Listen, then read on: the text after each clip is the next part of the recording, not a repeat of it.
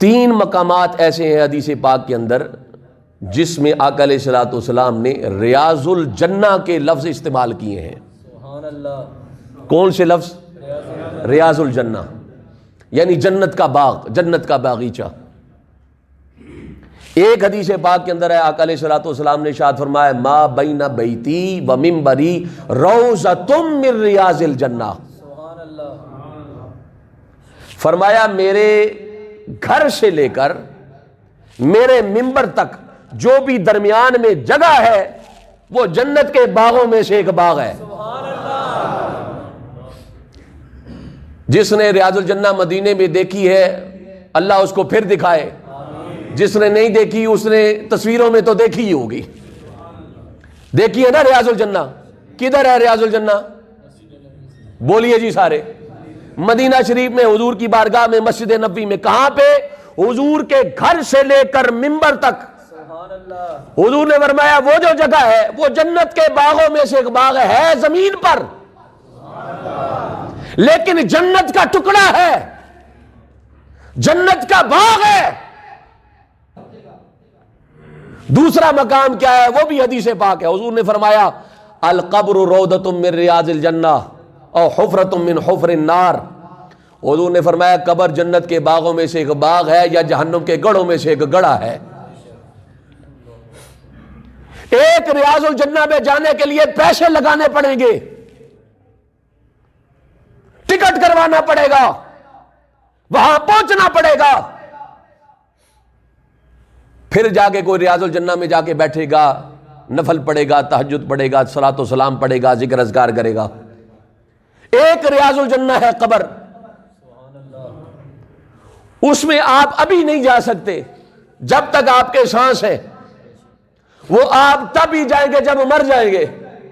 وہ بھی کسی کی ہے، کسی کی بولیے نہیں ہے، کسی کا جہنم کے گڑھوں میں سے گڑھا ہے اور کسی کا روضۃ من ریاض الجنہ جنت کے باغوں میں سے ایک باغ ہے۔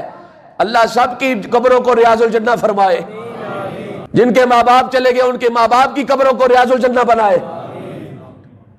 اب ایک ہے جس کے لیے مدینے جانا پڑے گا، ایک ہے جس کے لیے مرنا پڑے گا، ایک ہے جدھر مرضی ریاض الجنہ بنا لو، جدھر مرضی، یہاں بیٹھے ہو یہاں بنا لو، گھر بیٹھے ہو گھر بنا لو، گلی میں بیٹھے ہو گلی میں بنا لو، کسی کے گھر بیٹھے ہو وہاں بنا لو، دربار میں بیٹھے ہو وہاں ریاض الجنہ۔ سنا دوں وہ ریاض الجنہ کیسے ہے؟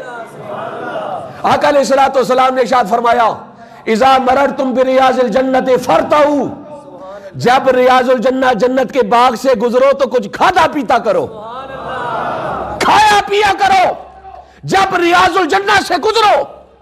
اب وہ صحابہ تھے نا، انہوں نے کہا شاید یہی ریاض الجنہ ہے جو حضور نے فرمایا کہ میرے گھر سے لے کر میرے منبر تک یہ جو جگہ ہے یہی ریاض الجنہ۔ حضور نے صحابہ نے فرمایا یا رسول اللہ ہمارے ریاض الجنہ کیا ہے؟ ریاض الجنت کیا ہے؟ جنت کا باغ کیا ہے؟ جنت کا ٹکڑا کیا ہے؟ جنت کا باغیچہ۔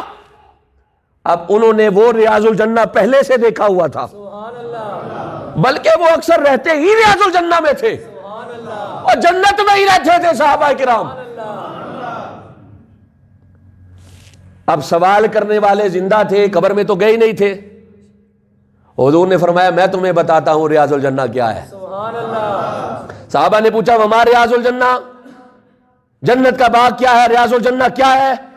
آقا علیہ الصلوۃ والسلام نے ارشاد فرمایا حلق الذکر، سبحان اللہ، ذکر الہی کی مجلس جنت کے باغوں میں سے ایک باغ ہے۔